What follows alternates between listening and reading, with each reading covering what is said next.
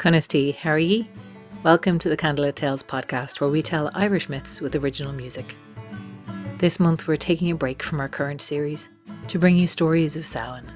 This is a re-release of an old favourite, The Burning of Bridget Cleary. I'd also like to mention that registration for our year-long storytelling and mythology course, Turning the Year Together, is now open. Spaces are very limited, so if you'd like to learn about Irish myth, how to tell your own stories, connect with Celtic Fire Festivals, and with how the year turns in your part of the world, and take this next trip around the sun with a like-minded group, you can find details on how to register on our website, candlelit-tales.ie. As always, to listen to our reflections and chats, and to support this podcast, you can join our Candlelit crew, following the links in the show notes. For now, Aaron, tell us a story. The newspapers ran with it. The whole world ran with it. Gross ignorance amongst the Irish peasantry. The Southern Echo, England, July 11th, 1895. Darkest Ireland. The Anderson Intelligencer, South Carolina, July 10th, 1895.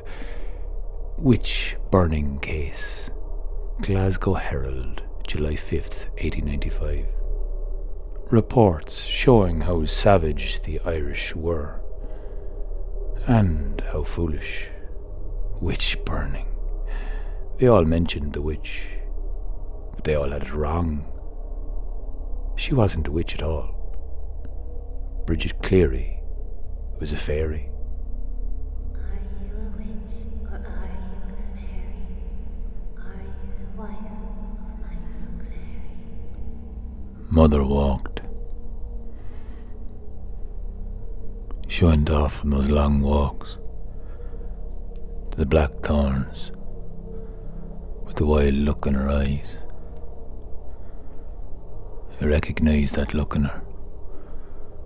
This dressmaker made my wife those 7 years younger, and 7's one of their numbers, isn't it? Eggs. Always selling eggs, she was. Dresses she made and sold at a far higher price than those eggs. But she'd go, and she'd go only in bursts then, taking a fancy with frills and a new colour or trim then, and the darkness would set in again, and she'd go quiet come autumn. She'd walk plenty though. Casul Lamar.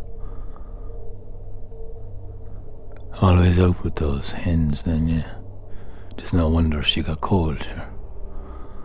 So she said. Are you a witch, or are you a fairy? Yeah, she, with the pale face, dead eyes. Sure, didn't I see her with the cows and they following her, the white heads of them, and their black bodies nodding up and down towards her, as if on a spell. Kalina Ishtuk. Strange girl. Are you a witch, or are you a fairy? Or are you the wife? She went out again after too. Well, Dr. Crean said nothing of that. Smell a drink of him. Wouldn't trust that. Bronchitis or damage in the tubes to the lungs, he said. Inflammation. The big words talking down to me. Misk. Gave us medicine in a little bottle. Left the bottle on the floor, go drip, drip, drip. Medicine pouring out, leaking onto the floor. It's olive. Not like the potion Gainey gave me, no, that concoction of herbs and milk to be drunk down or forced down as it went, in full. Not a half of it went down. The old knowledge. He took one look at her and he said, "That's not your wife in there. 'Tis a changeling. My own Bridget, stolen away. Even in her black days, a at times. It was bad, this was different, she was strange. Nadine, she. The good folk. It was them left behind their unwanted one. For exchange, this dumb and quiet, lifeless thing. No life in her eyes, you can see it. You could see it.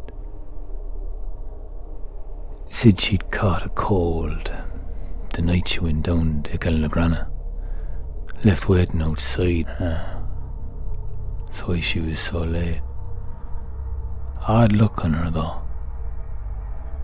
Shoulder o' mole. Walking too slow and the dead look on her. Cleary.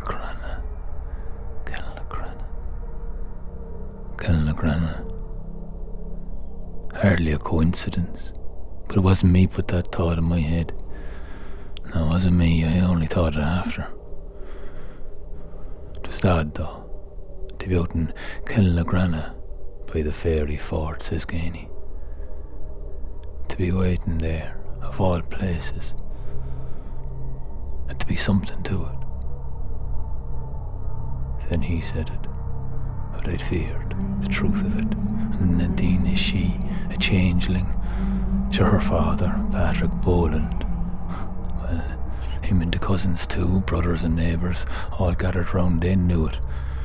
And that bitch Joanna Burke conspiring against me at the end, colluding, wanting me to go down over this, and they wanted me to go over and over and over it again and again the way they did.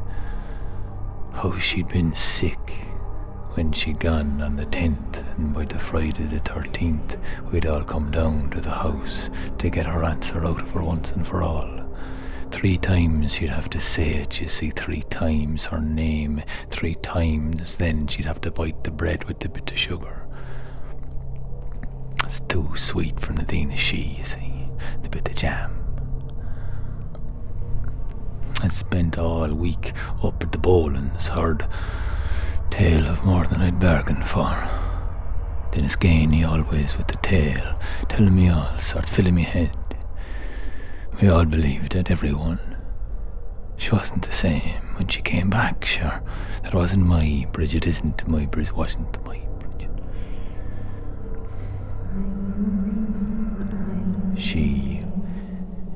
It was a changeling.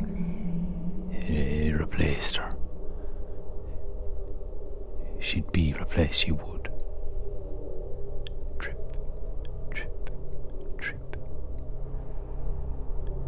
The potion on the floor. Trip, trip. Force fed it to her. She couldn't swallow it. Or the 3rd bite. And she could only say her name twice. Not 3. Only twice. Didn't count. I knew it then, when she'd refused. I stripped it, knelt on its chest and poured lamp oil over it and set it alight. Seemed to be wild in the eye, deranged, especially while we were going at her, and then the flame took her.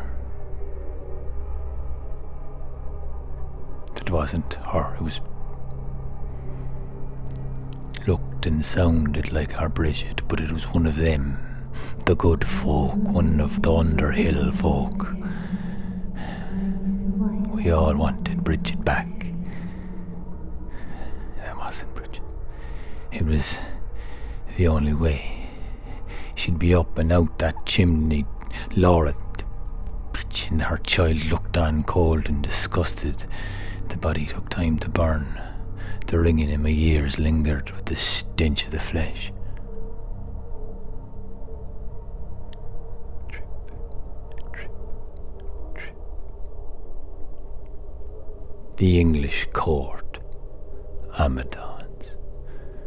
Manslaughter, they said, because I didn't mean to kill her. They said I was trying to kill a witch, but I killed no witch. And no wife of mine either. It It was a changeling, and I meant to kill it too.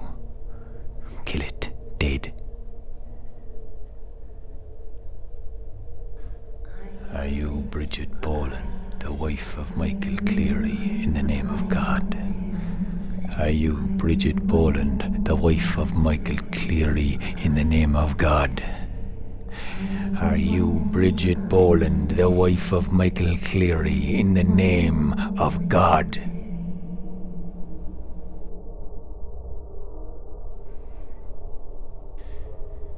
Michael Cleary was sentenced to 20 years penal servitude. After being released, he went to England and then on to Canada. Witnesses from court stated that Michael seemed to show remorse for the murder of Bridget Cleary.